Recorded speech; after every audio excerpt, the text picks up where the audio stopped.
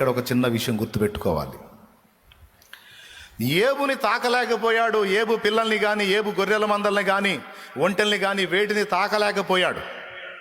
కానీ ఒక్కటి చేసి వచ్చాడండి సైతానుగాడు. ఒక్కటి చేసి వచ్చాడు. ఏం చేశాడు తెలుసా? ఏబు అన్ని విషయాల్లో నంబర్ 1గా ఉండి కూడా తన భవిష్యత్తును గురించి నెగిటివ్గా ఆలోచించేటట్టు ఆ నెగిటివ్ వేవ్స్ పంపించి వచ్చాడు వీడు. దీన్ని మర్చిపోకూడదు తమ్ముడు. వాడు మన దగ్గరకు వచ్చి మనల్ని పీడించడం కాదు, మనకు దూరంగా ఉండి కూడా నెగిటివ్ థాట్స్ని మనకు పంపించి మనల్ని శోధిస్తాడని మీరు ఎరుగుదురా? ఈరోజు అది గుర్తు రాసుకోవాలి. నీ దగ్గరకు రాకపోయినా నీకు దూరంగా ఉండి కూడా వాడు నీ మీదికి నెగిటివ్ వేవ్స్ను పంపిస్తాడంటే వ్యతిరేక ఆలోచనలను నీలో పెడతాడు.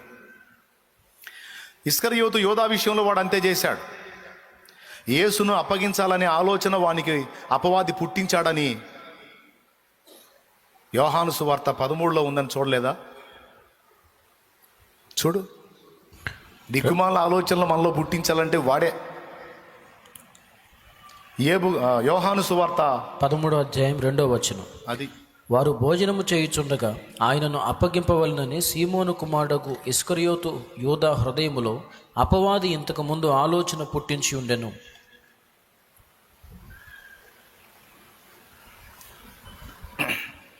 ప్రియులారా, మనకి దిక్కుమాలిన ఆలోచనలు పుట్టించడానికి వాడేం దేవుడు పర్మిషన్ తీసుకోవాల్సిన అవసరంలా.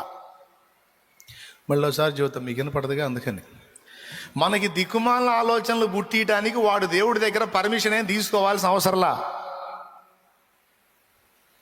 మనల్ని వచ్చి అటాక్ చేయడానికి, దాడి చేయడానికి మాత్రం దేవుని పర్మిషన్ తీసుకోవాలి. కానీ దరిద్రపు ఆలోచనలు మనకు పుట్టియటానికి వాడు దేవుని దగ్గర పర్మిషన్ తీసుకోవాల్సిన అవసరంలా.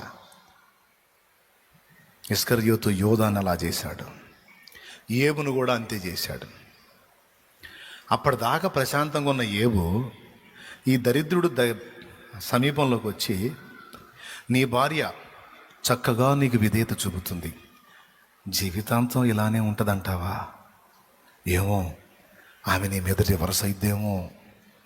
నీ పిల్లలు 10 మంది పచ్చగా ఉన్నారు, బాగున్నారు, జీవితాంతం ఇలానే ఉంటారంటావా? ఏమో, వాళ్ళకేమన్నాయి చచ్చిపోతారేమో. నీకున్న సిరి సంపదలు, ధనధాన్యాలు, పేరు, పలుకుబడి ఆట్టేకాలం ఉంటుందంటావా? ఏమో, మొత్తం పోతాయేమో. ఉక్కు శరీరం లాగుంది నీ బాడీ, సూపర్గా ఉంది. ఏమో, రోగగ్రస్తం అయిద్దేమో, రోగం వచ్చిద్దేమో. అబద్ధాలు ఆడకుండా నిజాలు చెప్పండి. మీకు కూడా అప్పుడప్పుడు కలిగినాయా లేవా? కలిగిన అన్నోళ్ళు చేయొద్దండి. అరే నాకు కలిగితే ఇప్పుడు ఎత్తండి, నాకు కలిగితే మీకు కలగవేంది? షో చేయొద్దు, చెప్పండి ఏమేం కలిగినాయి అంటే. ఇప్పుడు నేను చెప్పినవి దాదాపు కలిగినాయి కాదు, కలుగుతున్నాయి, అప్పుడప్పుడు కలుగుతాయి కూడా. ఇప్పుడు దేవుడు అన్ని విషయాల్లో కృప చూపి ఏదో మంచిగా దొర్లిస్తున్నాడు కదా బండిని. ఇప్పటిదాకా దొర్లిచ్చినాడు, ఇక ముందు కూడా దొర్లిస్తాడు కదా. ఇప్పటిదాకా దొర్లింది, ఇక ముందు మల్లబడేది ఏముంది? ఆయన చూసుకుంటాడుగా. ఆయన ఎందుకు అనుకోవు? అలా అనిపించేవాడు పరిశుద్ధాత్మ. ఏమో అలా ఎందుకు ఉంటుంది, ఏమో రివర్స్ అవ్వచ్చేమో అని దిక్కుమాల ఆలోచనలు కలిచే సైతానుగాడు.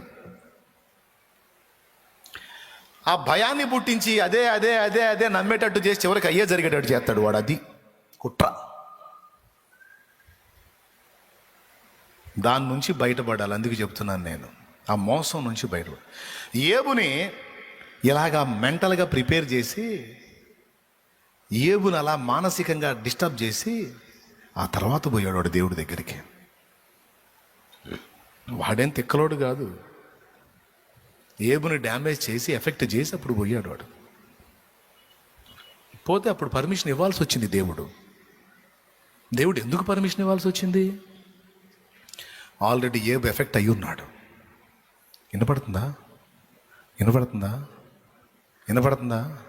ఇక్కడ ఓపిక లేదు, వాళ్ళు సౌండ్ కూడా పెట్టట్లా, పగబట్టినట్టున్నారు నా మీద. కొంచెం లేపండి రా, మీకు దండం పెడతాను అయ్యలారా.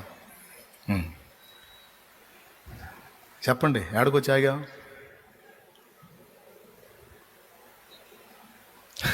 ఏబుని ముందే ఎఫెక్ట్ చేశాడు వాడు. చేసి ఏబుకి ఆ నెగిటివ్ థింగ్స్ వచ్చేటట్టు చేశాడు. ఆ వ్యతిరేకమైన ఆలోచనలు పదే పదే వస్తున్నాయి.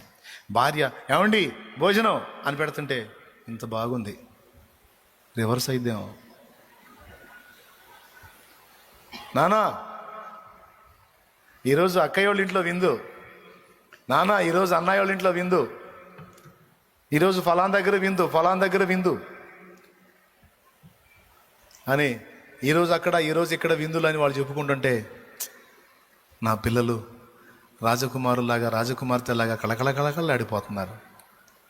వీళ్ళకేమన్నా ఇద్దేమో. వెళ్తున్నారా? వెళ్ళండి వెళ్ళండి, జాగ్రత్త. ఒరే రేపు పొద్దున్నే రావాలి సుమా. దేనికి నాన్న? బలి అర్పించొద్దు, ఏమో మళ్ళీ మీరు దేవునికి ఏదన్నా వ్యతిరేకంగా మాట్లాడితే ఆయన మిమ్మల్ని చంపుతాడేమో, మీకేమన్నా అయిద్దేమో, నేను తట్టుకోలేను. పొద్దున్నే వచ్చేసేయండి, మీ అందరికీ ప్రతిగా బలిస్తాను, పశువును ఒకదాన్ని బలిస్తాను, అప్పుడు మీకేం ఉండదు. ఎందుకు ఆ టెన్షను? ఎందుకండి? వీళ్ళకేమన్నా అయిద్దేమో, వీళ్ళకేమన్నా అయిద్దేమో, వీళ్ళకేమన్నా అయిద్దేమో. ఇప్పుడు కారు ఎక్కి వెళ్తుంటావు, వెనక కూర్చున్నావు అనుకో, నీకేమనిపిస్తుంటుంది? ఎవడన్నా వచ్చి గుద్దుతాడేమో, ఎవడు అనిపించదా? యాక్సిడెంట్ అయిద్దేమో అనిపించదు. ఒకసారి కాబట్టి ఒకసారి అనిపించదు లేవమ్మా, మరి మీరు అనిపించదు మరి. ఏందిరా కూర్చున్నాను అక్కడ, కూర్చోయా. Good, very good. పలగేయడానికి వచ్చాడు నన్ను సండే స్కూల్ ఎగ్గొట్టి. స్తోత్రం చెప్పండి, గట్టిగా చెప్పండి. పిల్లరా, చాలా కీలకమైన విషయం అండి, ఇది మిస్ అవ్వద్దు మీరు. ఇప్పుడు ఎగ్జామ్ రాసేవాళ్ళు, ఇంతకుముందు రాసిన వాళ్ళు, జీవిత సంబంధమైన పరీక్షల్లో ఉన్న వాళ్ళందరికీ చెప్తున్నా, ఓడిపోతామేమో, ఫెయిల్ అవుతామేమో, ఏమవుతుందో, ఏం సంగతో, జీవితం ఏమవుతుందో అని అన్ని దరిద్ర కొట్టు దిక్కుమాలిన ఆలోచనలన్నీ ఏ రానియద్దు. ఏదైనా నాకు దేవుడు ఉన్నాడు, అన్నీ నా మంచిగా మారుస్తాడు అంటుండు. ఏదైనా నాకు యేసయ్య ఉన్నాడు, అన్నీ నా మంచిగా మారుస్తాడు. ఒకవేళ నేను తేడాబడి అడుగులు జారినా, తడబడి అడుగులు జారినా, ఆ జారిన అడుగుల్ని కూడా నాకు ప్లస్గా మార్చగలుగుతాడు ఆయన.